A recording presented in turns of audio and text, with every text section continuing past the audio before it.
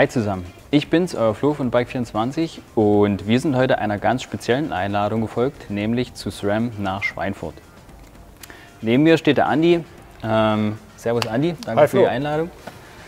Wir wollen euch heute zeigen, wie die brandneue SRAM Eagle Access Schaltgruppe angebaut wird und ich würde sagen, Andi, gehen wir mal ran, oder? Auf jeden Fall. Bevor wir loslegen, einfach nochmal die Frage, was hat euch dazu gebracht, die Access-Technologie bzw. einfach diese kabellosen Schaltkomponenten am Mountainbike zu implementieren? Ja, uns ist ganz wichtig, dass am Ende des Tages die Mountainbiker draußen auf den Trails in unseren Wäldern ein gutes Fahrerlebnis haben. Und ein gutes Fahrerlebnis hat man nur dann, wenn man ein besseres Fahrrad hatte. Also wollten wir das Fahrrad besser machen. Und wenn wir uns die Komponenten anschauen, wir haben ein Schaltwerk, wir haben den Controller, wir haben keine Kabel mehr, es ist einfach super simpel, super clean. Die Installation, die Einstellung und dann später natürlich auch auf dem Trail.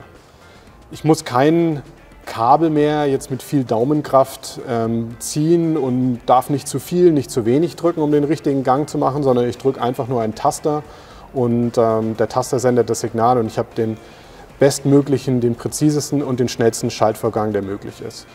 Und um diese Ziele zu erreichen, hilft uns die Elektronik natürlich immens und auch um das Fahrrad optisch aufzuwerten, keine Kabel mehr am Cockpit, hilft natürlich die Wireless-Technologie. Die neue Eagle Access basiert natürlich auf unserem Eagle Ecosystem. Das Eagle Ecosystem ist bekannt. Wir haben ganz viele Kassetten, Ketten, Schaltwerke, Schalthebel, die wir miteinander, untereinander kombinieren können. Mit der Eagle Access wollten wir unseren Kunden und den Mountainbikern einfach noch mehr Möglichkeiten geben, das Fahrrad noch individueller zu gestalten und sogar zu personalisieren. Aber dazu kommen wir später. Ganz wichtig ist hier zu nennen, dass wir nicht einfach unsere schon seit mehreren Jahren bekannte Wireless-Technologie aus dem Rennradbereich einfach kopiert haben. Wir haben hier deutlich mehr Zeit investiert. Wir reden da von 5 bis 6 Jahren, die wir in die Vergangenheit schauen, wo wir angefangen haben, die Gruppe zu entwickeln. Da war es ganz wichtig, dass wir hier einfach deutlich andere Ansprüche haben an das Mountainbiken. Und wenn wir uns das Rennrad anschauen, das ist einfach ein anderer Anwenderkreis. Das heißt, wir haben das Schaltwerk und die ganzen Komponenten tatsächlich auf den Mountainbike-Nutzer und die Mountainbike-Nutzung hin optimiert. Was die Geometrie angeht, was die Kettenführung angeht und was die Robustheit angeht. Ja, Andi, welche Komponenten gehören eigentlich zur Eagle Access so im Komplettpaket dazu?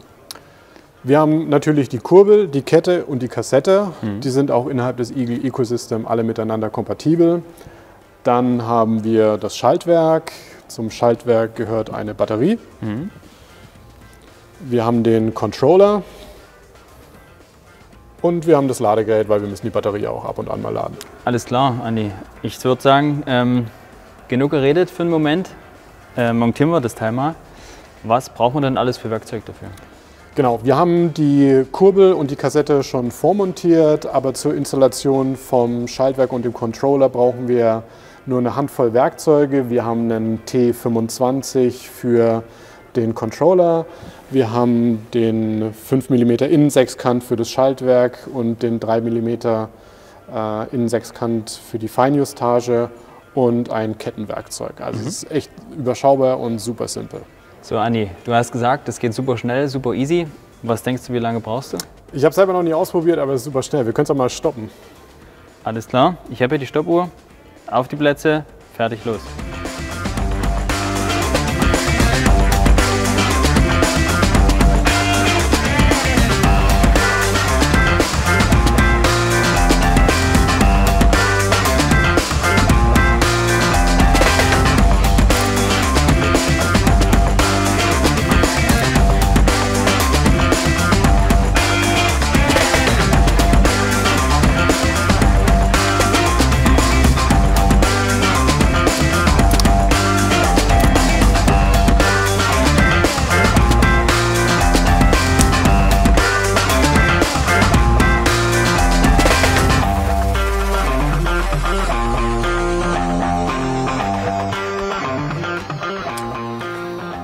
Okay, was haben wir gebraucht? 50 Sekunden, ich denke, das ist eine Ansage. War auf jeden Fall mal ein Anfang. Die Schaltung ist natürlich jetzt noch nicht hundertprozentig einsatzbereit, sondern wir müssen Schalthebel und Schaltwerk noch miteinander koppeln, oder? Genau. Und auch das ist Super einfach, wir gehen an das Schaltwerk und drücken diesen kleinen Access-Button hier so lange, bis die grüne Lampe hier zu blinken beginnt. Okay.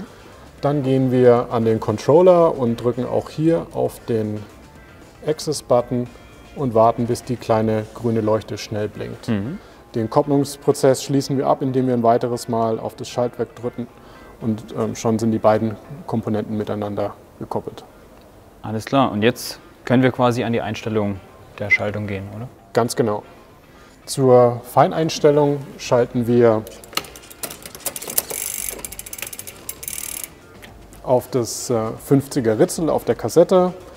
Dann nehmen wir unsere Einstelllehre, das ist eine spezielle Lehre für Eagle Access. Die halten wir an das obere Pulli und kontrollieren, ob der Abstand im Sag von meinem Full Suspension Bike zwischen dem oberen Pulli und der Kassette übereinstimmt. In dem Fall sehen wir, dass der Abstand zwischen dem oberen Pulli und der Kassette in Ordnung ist. Sollte das nicht der Fall sein, gehen wir hier hinten an die kleine Schraube und drehen in die jeweilige Richtung, dass wir zum richtigen Abstand kommen. Okay. Im nächsten Schritt müssen wir auch den inneren und den äußeren Anschlag kontrollieren.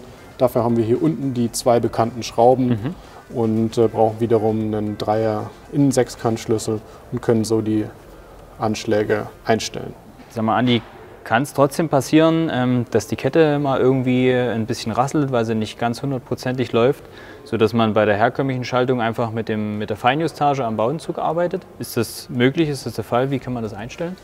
Ja, auch hier gibt es eine Funktion, das machen wir über den Controller. Wir können in ganz feinen Schritten die Schaltsprünge anpassen. Dazu halten wir unten den Access-Button gedrückt und drücken in die jeweilige Richtung. Jetzt in dem Fall würden wir 3 ganz feine Sprünge in die eine Richtung gehen. Wenn wir in die andere Richtung gehen, gehen wir ganz kleine Sprünge wieder in die andere Richtung. Und das kann ich sogar während der Fahrt machen. Ah, krass. Sag mal, Andi, das Rad ist jetzt fahrbereit, aber wir haben noch gar nichts von der App gesehen, die es ja eigentlich noch dazu gibt. Ja, es ist ganz wichtig für uns, die App ist ein Kann und kein Muss. Also das Fahrrad funktioniert komplett ohne die App. Du kannst ohne dein Mobiltelefon Fahrrad fahren gehen. Aber sie bietet dir einige Möglichkeiten, dein Fahrrad zu personalisieren und das können wir gerne mal ausprobieren. Okay.